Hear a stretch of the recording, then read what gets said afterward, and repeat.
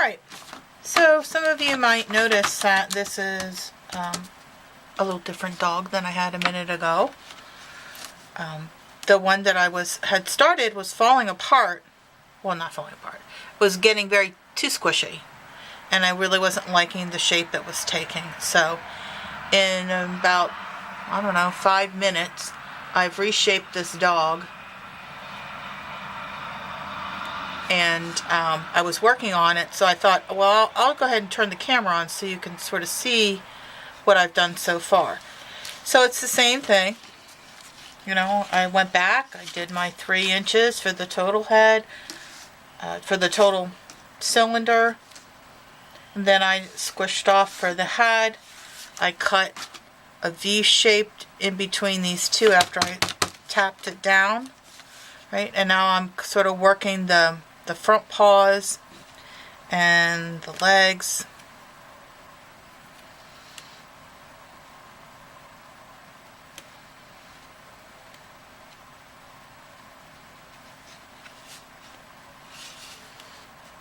So you can see he's got, he's kind of laying down, half seated. Still working at getting this back leg to look right. My biggest concern is not to cut in here, not to cut too much clay away, because then there's no support system for it to sit up. Alright, so he looks pretty good. I can fuss with his paws a little bit longer. I want you to see, this is about what I have left in a clay, which is probably like half one of those little rods that we started with. Alright, so here's the head. So now we're going to work on doing the muzzle, the nose, and the ears. So to do the nose, I'm going to squeeze my thumb and forefinger together and gently press it forward. Okay, well, yeah, I know it doesn't look much like a muzzle, but as you start pushing it a little bit forward, guess what? It looks like a dog now. Okay, so that was pretty simple. And now to do his ears, try to do it so you can see it and I can still do it. So to do his ears, I just do another pinch motion. So I'm going to press it between this finger and this finger in where I think an ear would be. So it looks like an ear would be right there. And there's an ear. And then just to make it easy, I use my other hand to pinch an ear here. Now I can shape them. And you can shape your ear and really your muzzle any way that you want. It's your dog. And I've done this blue dog with 6th grade,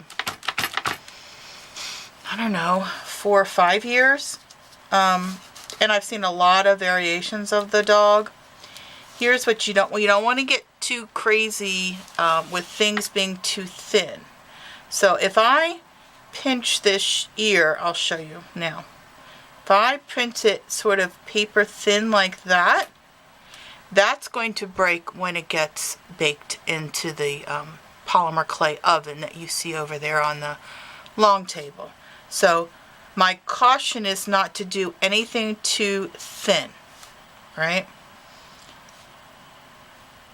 So I know some people will be, well, I want to do a tail. And then they start, either rolling out a snake and adding it to it or trying to pull. Like you can do a little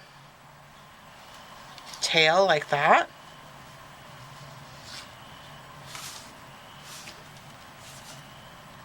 But when you start trying to, roll it out, spin it out, make it super thin, curl it like a pig, I guess. you run the risk of it breaking apart in the polymer clay oven. Now, we are not doing anything that we're going to add on when it comes to the dog for its body, this shape here. But what we will do is we'll add some eyes and some character to it later on.